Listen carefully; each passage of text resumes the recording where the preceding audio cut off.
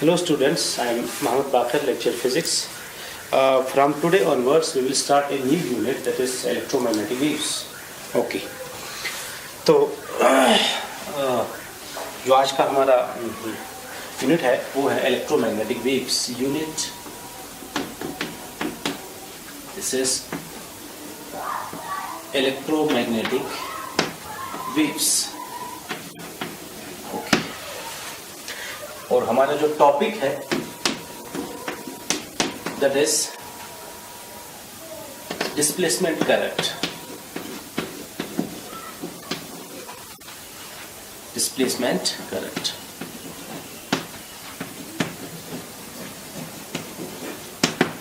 Okay. It is physics. Okay. तो the question is जो आज का हमारा क्वेश्चन है वो है आइडिया फॉर डिस्प्लेसमेंट करंट. और ये जो आइडिया दिया था सबसे पहले डिस्प्लेसमेंट करंट का idea, this was first of all given by this Maxwell. Hence it is also called as Maxwell's displacement current. तो डिस्प्लेसमेंट करंट स्टडी करने से पहले जो प्रीवियस चैप्टर में आप लोगों ने पढ़ा है इलेक्ट्रोमैग्नेटिक इंडक्शन में, वो है Faraday's law of electromagnetic induction. Okay. तो Faraday's law of electromagnetic induction क्या कहता है? ये कहता है कि जब भी किसी सर्किट के साथ जो मैग्नेटिक फ्लक्स लिंक होगा, जब वो मैग्नेटिक फ्लक्स चेंज होता है तो उस सर्किट में एक इंड्यूस्ड वोल्टेज बनता है. ओके. उसको हम मैथमेटिकली इस तरह से लिखते हैं, Faraday's law of electromagnetic induction. Okay. That is electromagnetic induction में ये आप लोगों ने पढ़ा है कि जो इंड्यूस्ड ईएमएफ है which we denote by small E, induced EMF in the closed circuit, this is equal to minus D phi by D T. ये है, this is d phi by dt is change in magnetic flux, and this small e is what? It is the induced EMF. Okay. ये है इसमें. तो इसमें मैं बहुत detail में नहीं जाऊंगा क्योंकि ये प्रीवियस चैप्टर है, आप सबने पढ़ा होगा. Okay. तो इसमें जो ये फाई है, this phi is magnetic flux, and mathematically we write this phi as BA. This is magnetic field and area. Okay.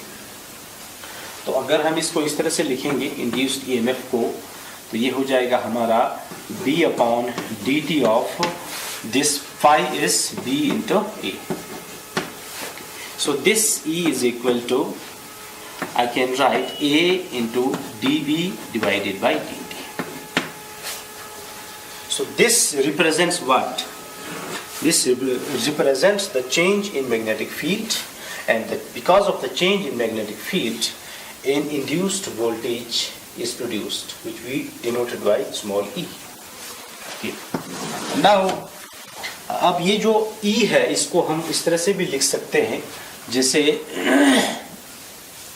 जो ये E है, electric field is this is dV upon dl. ये electrostatics में आप लोगों ने पढ़ा है. Electric field is voltage upon length होता है, dV अपॉन dl. ओके. यहाँ से हम जो ये वोल्टेज है, ये वोल्टेज जो है dV, ये हो जाएगा E इंटू dl. तो यहाँ पर ये वोल्टेज के जगह हमने E लिखा है, तो मैं इसको इस E के जगह लिख सकता हूँ. This E is equal to, suppose if I integrate this dV, then this is equal to integration of E into dl आ जाएगा. Okay. तो ये जो E है इसकी जगह हम लिख सकते हैं this that is integration of E into dl, and this is equal to what? A into this we can write dV upon dt. ये हमको एक बहुत इंपॉर्टेंट रिजल्ट हमको देता है.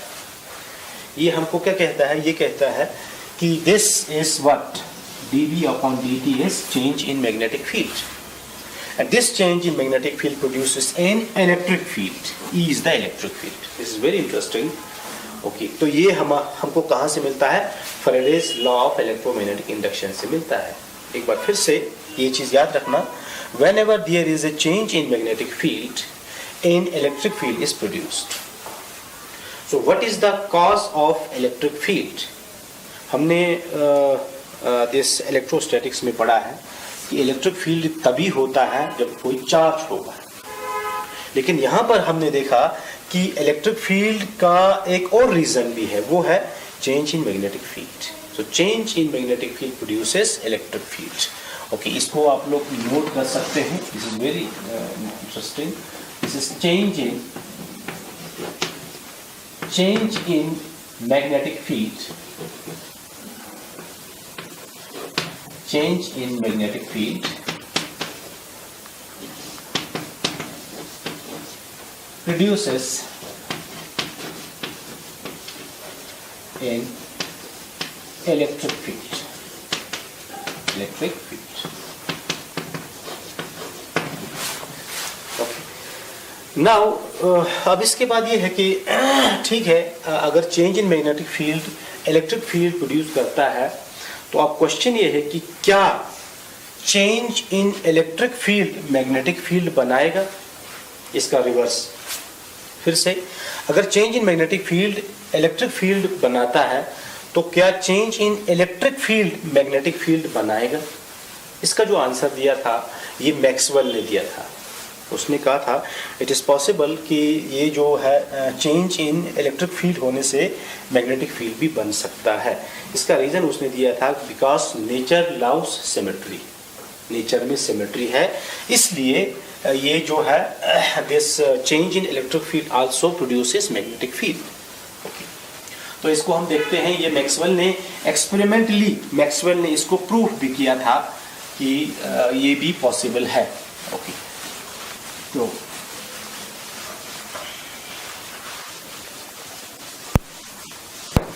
तो ये किस तरह से मैक्सवेल ने कहा, देखिएगा. मैक्सवेल ने एक छोटा सा एक्सपेरिमेंट किया.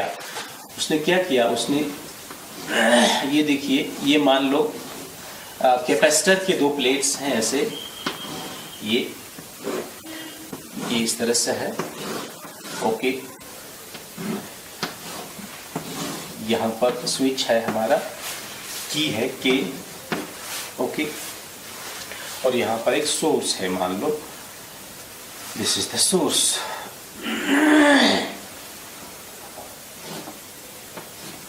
ये सर.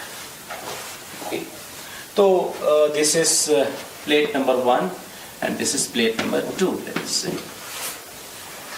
तो मैक्सवेल ने ये कहा कि जब ये जो की है इसको हम ऑन करते हैं, तो इसमें इस सर्किट में एक करंट फ्लो होता है.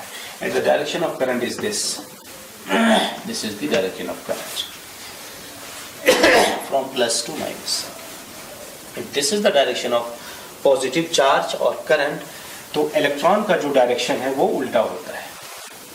इट मीन्स ये जो बैटरी है ये क्या करता है, ये जो कैपेसिटर का जो प्लेट नंबर 1 है, प्लेट नंबर 1, यहां से इलेक्ट्रॉन्स को खींचेंगे और किसको देंगे? प्लेट नंबर 2 को देंगे.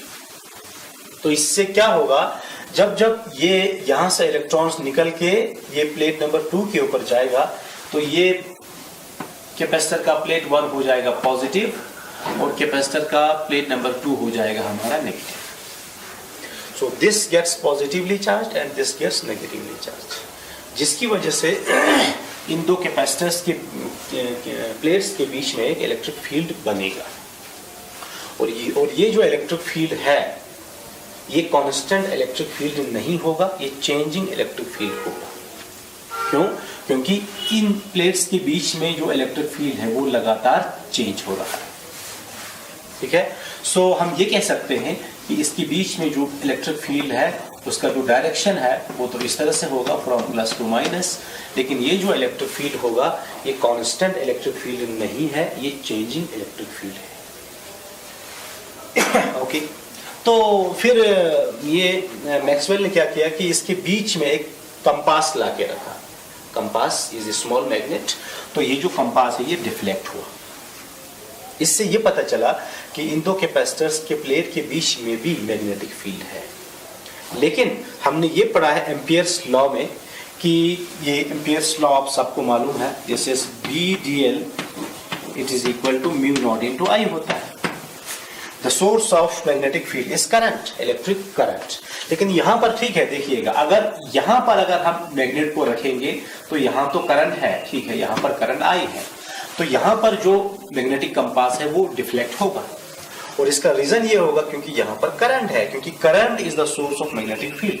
लेकिन गैप में, इन दो प्लेट्स के बीच में गैप में करंट नहीं है, इलेक्ट्रिक करंट नहीं है, फिर भी ये कंपास डिफ्लेक्ट होता है।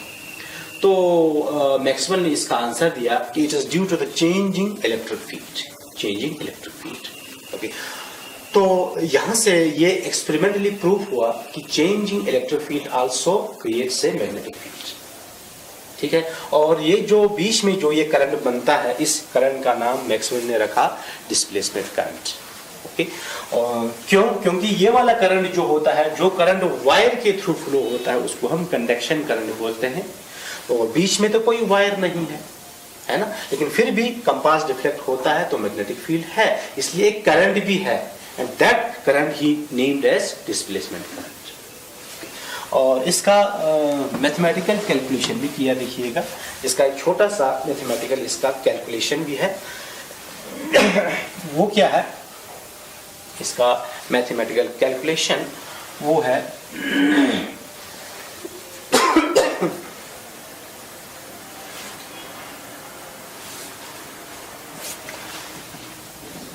phi is equal to q upon epsilon naught। यहां से स्टार्ट करेंगे हम। ये जो है ये क्या है? ये है Gauss theorem in electrostatics. Flux is equal to 1 upon epsilon naught into the total charge enclosed by the surface। This is Gauss theorem। Okay, now if we differentiate this with respect to time, so this is d phi by dt and this is equal to I can write d by dt of q upon epsilon naught। Okay, so this d phi upon dt is equal to dq by dt is I upon epsilon naught, and this implies this I is equal to epsilon naught into d phi by dt। Okay, ये है। अब इसमें जो ये I है current, इसको हम ऐसे भी लिख सकते हैं epsilon not into d upon dt of what is phi। I can write this phi as EA। Phi is what? E into A, electric field into area। So this current I is equal to A epsilon naught into dE upon dt। And this is the expression for conduction current। ये no, this is for displacement current।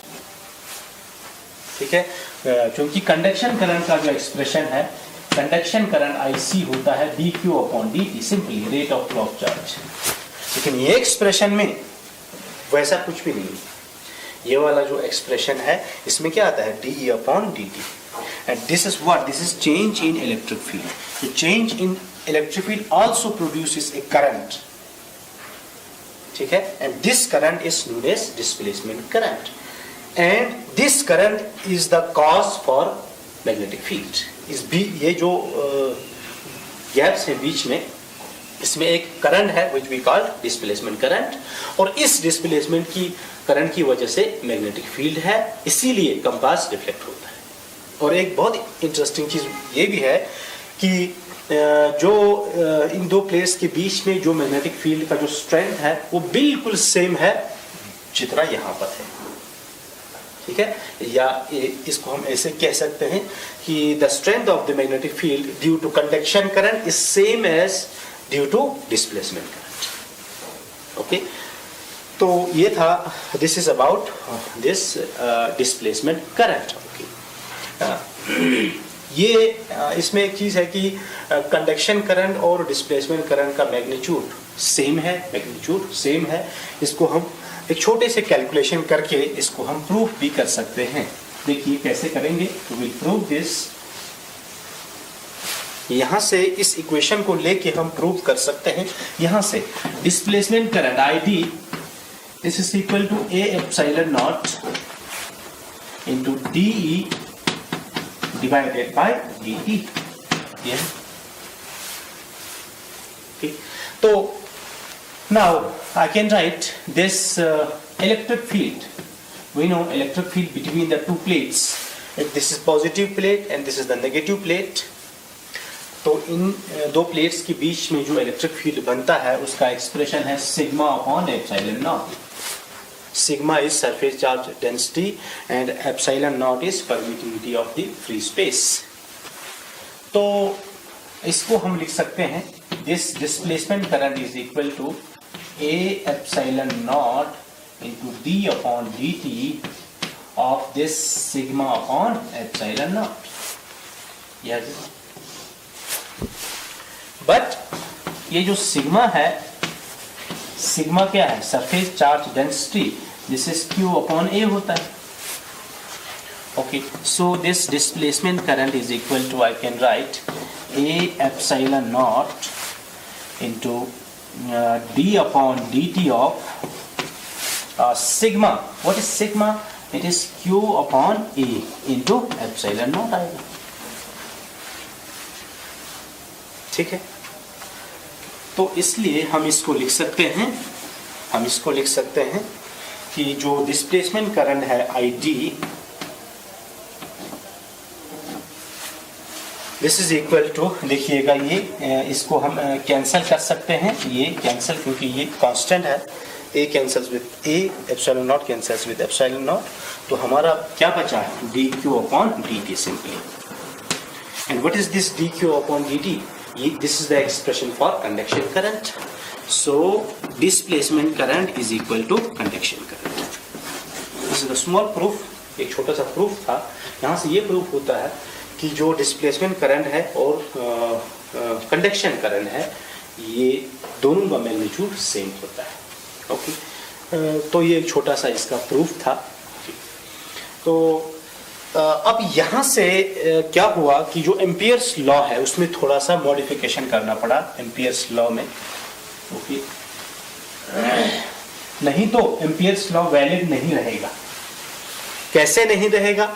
क्योंकि हमको मालूम है BDL का expression Ampere's law क्या होता है, mu not into total current threading the Amperian loop, ये होता है।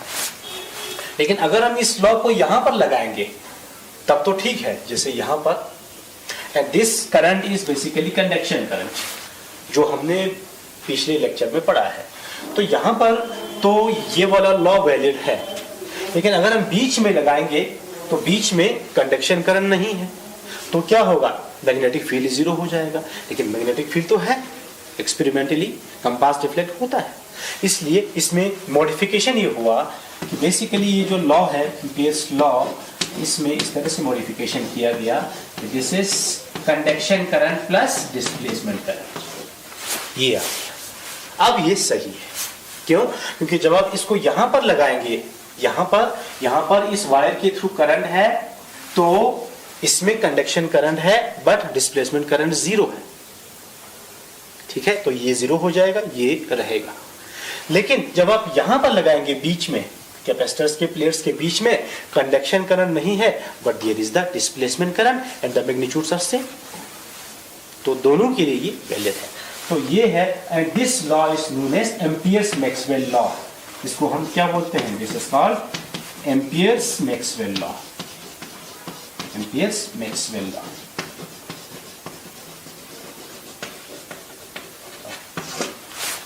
ठीक है, तो with this we will stop our today's lecture। तो इंशाल्लाह नेक्स्ट लेक्चर में हम आगे हम पढ़ेंगे। तो थैंक यू।